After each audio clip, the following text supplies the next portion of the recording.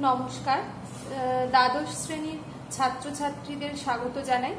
আজ আমি তোমাদের নানা রঙের দিন নাটকটি নিয়ে আলোচনা করব।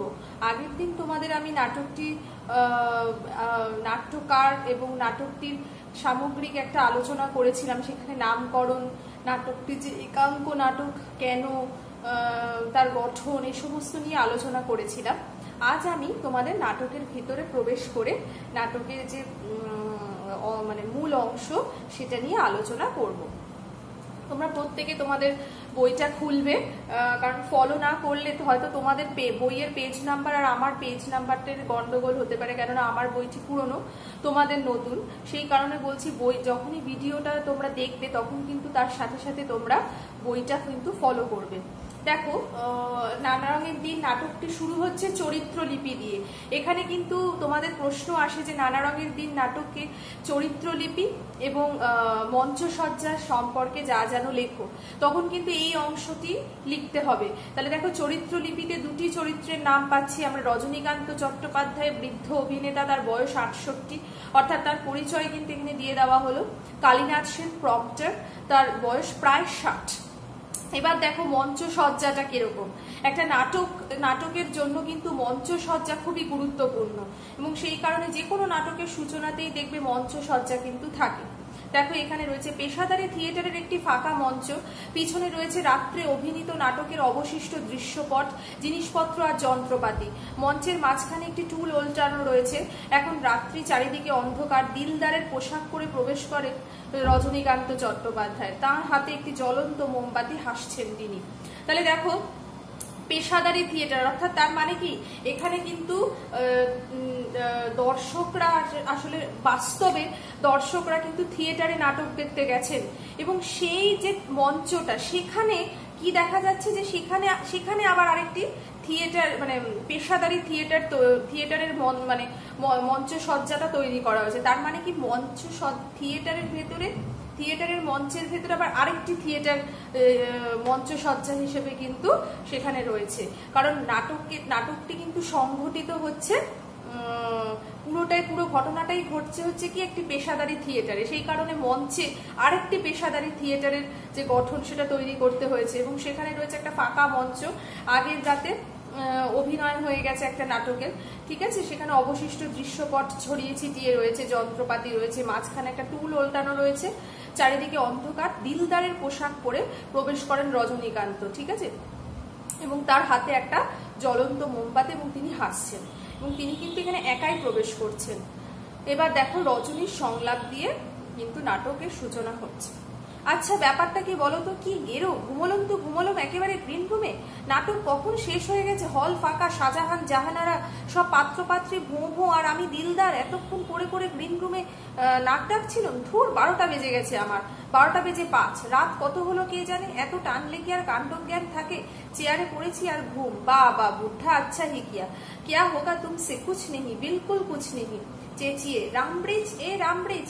আরে গেল কোথায় লোকটা, কোথায় ধেনো টেনে পড়ে আছে বেটা, রামব্রিজ। হতাশ হয়ে পড়ে, টুলটা সোজা করে তার উপর বসে, মোমবাতিটাকে মাটিতে রাখে।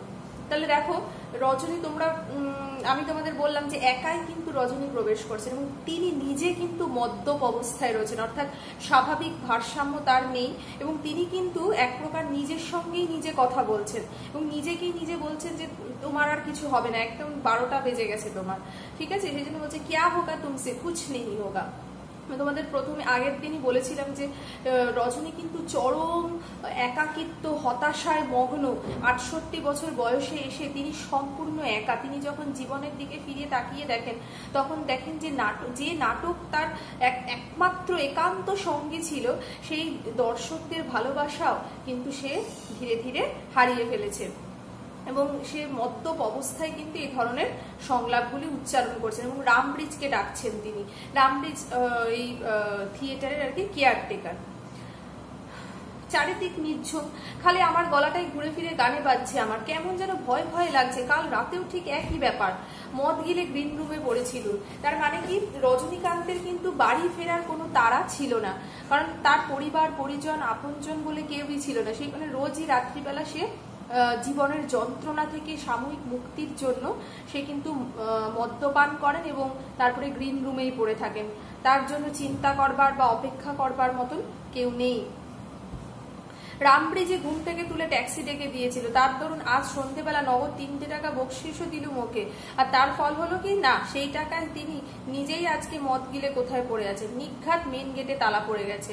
আচ্ছা পাগলের পাল্লায় পড়া গেছে, যা হোক মাথা ঝাঁকিয়ে। উফ, আজ রাতে কতটা গিলেছি, মাতালের এই হচ্ছে বিপদ, ছাড়বো বললে ছাড়ার নেই। আরে বাবা দিলুম তোকে, বকশিস দিলুম না, উনি আবার সেই আনন্দে আমাকেই 1.5 বোতল খাইয়ে গেলেন। একেবারে রাম ধেনু। উফ, বুকের ভেতরটা থরথর করে কাঁপছে। যে তার মানে ধেনু হচ্ছে মাদক, ঠিক আছে? সেই মাদক রামব্রিজ তো নিজেই খেয়েছে বকশিস পাওয়ার আনন্দে, তার সাথে সাথে আবার রজনীকান্তকেও খাইয়েছে এবং যার দরুন রজনীকান্তর উঠে বাড়ি যাওয়ার মতন ক্ষমতাও কিন্তু সে হারিয়ে ফেলেছে এবং তার বুকের ভেতরটা থরথর করে কাঁপছে। মুখের ভেতরটা যেন অডিটোরিয়াম, ইন্টারভেলে সব দর্শকরা হাঁটাহাঁটি লাগিয়ে দিয়েছে। জিভটা টানছে কিরে বাবা, মানে নেশায় এতটাই তার মানে অস্বস্তি হচ্ছে শরীরে, সেটা যেন সে অনুভব করতে পারছে। মুখের ভেতরটা যেন তার মনে হচ্ছে অডিটোরিয়াম, আর সেখানে যেন মানুষজনের আনাগোনা অনুভব করতে পারছেন। অর্থাৎ স্বাভাবিক স্থিতি কিন্তু রজনীকান্ত হারিয়েছেন অকারণে বাবা। কেউ যদি বলে রজনীবাবু অনেক তো বয়স হলো, এবার মদ খাওয়াটা ছাড়ো, কোনো জবাব আছে? রোজ দিন যায়, সন্ধে হয় আর মদ খাই। ভগবান, শীত তারাটা গেল, বুকটা কি ভীষণ কাঁপছে, মনে হচ্ছে যেন রজনীবাবু ভাই শরীরটার দিকে একটু নজর দিন। আর কি এই বয়সে এত সয়, কত বুড়ো হয়েছেন ভাবুন দেখিনি, থামেন। হ্যাঁ বুড়ো হয়েছেন বই কি রজনীবাবু, 68টা বছর কি নেহাত কম বয়স? ছোকরাদের মতো ঢং ঢাং করতে পারেন, লম্বা চওড়া চেহারাটা আছে, আরো চালিয়ে দেবেন কিছুদিন। লম্বা লম্বা চুলে ডেইলি হাফ শিশি কলপ লাগিয়ে যেরকম ইয়ারকি টিয়ারকি মারেন, তাতে বয়সটা ঠিক বোঝা যায় না। কিন্তু যা গেল সে কি আর ফিরবে? লাইনটা দাগ দাও, খুবই ইম্পর্টেন্ট। যা গেল সে কি আর ফিরবে? এখানে যা গেল বলতে কিন্তু রজনীর বয়সের কথা বলা হচ্ছে। এই 68 বছর বয়স সে তিনি মদ্যপান করছেন, তিনি হয়তো তার বাহ্যিক চেহারাটিকে এমন বানিয়ে রেখেছেন যে যার দরুন তার বয়স বোঝা না গেলেও তার মানে বয়স কিন্তু তার 68 বছর।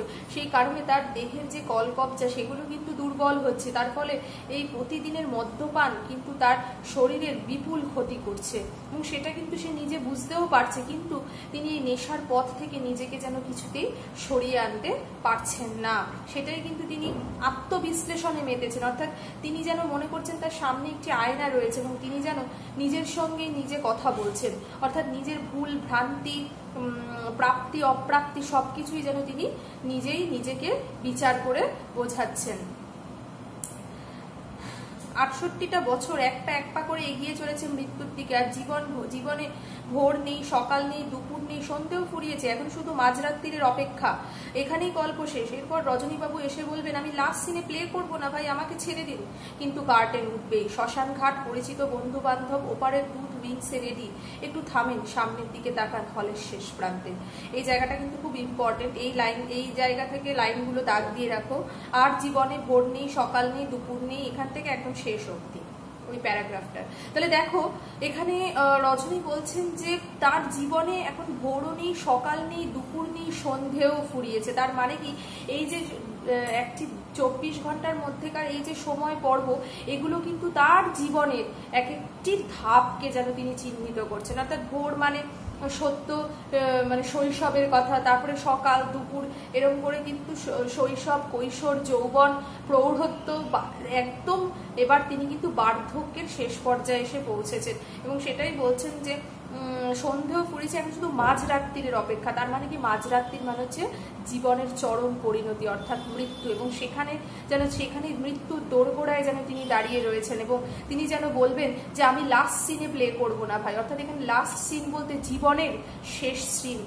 আমাদের এই জীবনটাকে যদি আমরা একটা রঙ্গমঞ্চের সঙ্গে তুলনা করি, তাহলে আমরা কিন্তু এই জীবনে বিভিন্ন সময়, বিভিন্ন পর্ব, বিভিন্ন অধ্যায়ের মধ্যে দিয়ে জীবন যাপন করি এবং একদম শেষে গিয়ে কিন্তু আমাদের জীবনের লাস্ট সিন অর্থাৎ পর্দা নেমে যাওয়ার সময় আসে। অর্থাৎ আমাদের চরম জীবনের বাস্তব পরিণতি অর্থাৎ মৃত্যুর সম্মুখীন আমাদের প্রত্যেককেই হতে হয় এবং সেই মৃত্যু ভয় যেন রজনীকান্তকে কুড়ে কুড়ে খাচ্ছিল এবং সেই কারণেই সে বলছে যে আমি লাস্ট সিনে প্লে করব না ভাই, আমাকে ছেড়ে দিন। অর্থাৎ এখানে কিন্তু গভীর জীবন প্রেমের অর্থাৎ জীবন প্রীতির পরিচয় কিন্তু এখানে পাওয়া যাচ্ছে রজনীকান্তর।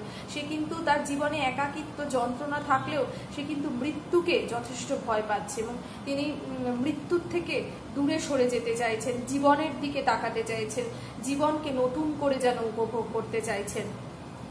কিন্তু কার্টেন উঠবে, কার্টেন মানে পর্দা, অর্থাৎ কার্টেন কিন্তু উঠবে এবং লাস্ট সিনে আমাদের সকলকেই প্লে করতে হবে, অর্থাৎ এই মৃত্যুর হাতছানি থেকে আমাদের কারোরই কিন্তু মুক্তি নেই এবং সেটা ভেবেই রজনী কিন্তু আবার হতাশ হয়ে পড়ে। জানেন রজনীবাবু, এই ৪৫ বছর থিয়েটারের জীবনে প্রথম মাঝরাতে একা, একেবারে একা স্টেজে দাঁড়িয়ে আছে, জীবনে প্রথম। কেন জানেন? এ হচ্ছে সবই মাতালের কারবার। তাহলে দেখো রজনীকান্তের অভিনয় জীবন কত বছরের? ৪৫, দাগ দিয়ে রাখো।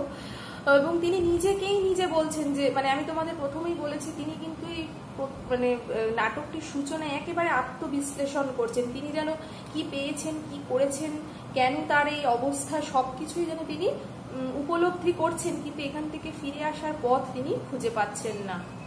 সামনেটায় কিছু দেখা যায় না, ওই দূরে ওই তো ব্যালকনি না, ফার্স্ট বক্সটাও দেখতে পাচ্ছি এখন, ওই তো সেকেন্ড, থার্ড, ফোর্থ বক্সটাও সব গভীর অন্ধকারে ডুবে গেছে, সব মিলিয়ে যেন একটা শ্মশান। যেন ওর দেওয়ালে কালো কালো অঙ্গারে লেখা আছে জীবনের শেষ কথাগুলো, কত নড়াচড়া, কত উদ্বেগ, কত প্রেম, কত মায়া, সব মিলিয়ে যেন মৃত্যুর নিঝুম ঘুমের আয়োজন করে রেখেছে কারা।